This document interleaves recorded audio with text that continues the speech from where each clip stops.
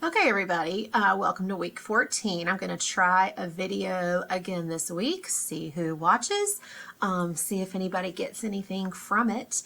I'm pretty excited, I hope you are, that we are moving into the 20th and 21st centuries. We are getting into authors that are probably more well known to you, definitely more beloved by me, and I get to show off one of my favorite bands this week. I added a little video, several of them actually, for you to watch.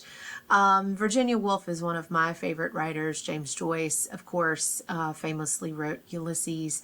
And luckily you're not reading long selections by them this week, as long as you could anyway. So I've provided you a pretty hefty folder of work to do this week. We'll click first on James Joyce and Virginia Woolf, and in this folder I've given you the Indigo Girls, if you've never heard of them, and I'm sure most of you have not.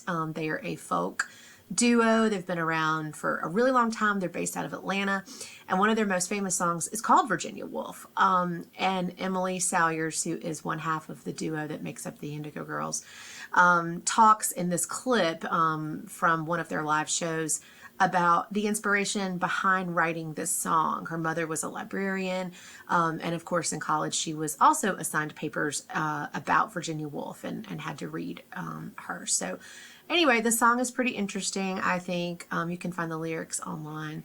I've also provided you a video here. Why should you read Virginia Woolf? If you're not familiar with this series, TED Ed, there are a lot of short clips and videos about different authors and books, why you should read X, Y, and Z. And so anyway, they're short and I think they're pretty informative, and the illustrations are super cool. And then down here, of course, is a brief bio on James Joyce from Ireland. And of course, he has a famous quote about Dublin. Anybody wants to find that famous quote about Dublin and send that to me in an email, it could be worth some extra credit. All right, so back to what all is due this week. Here's a brief introduction on the early 20th century fiction in the modern period, what novelists, what they found interesting, and the reaction to the Victorian era, which I think is interesting. All right, here is our flip link for the week. And then you also have two quizzes this week. You have one on James Joyce, The Dead, and then Virginia Woolf's modern fiction. So anyway, we're getting into some super cool writers that are really getting to be more emotional and more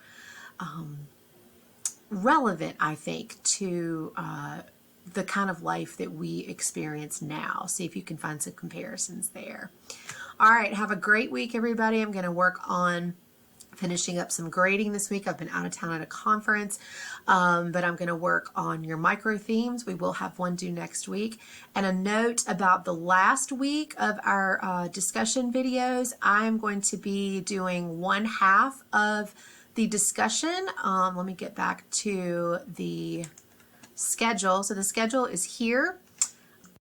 So Hannah is scheduled for week 16. Hannah, you'll cover Salman Rushdie, and I'm going to focus on V.S. Naipaul, who is one of my very favorite writers of all time.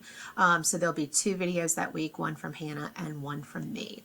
So anyway, back to week 14. Let's get to it. I will see you guys in the videos.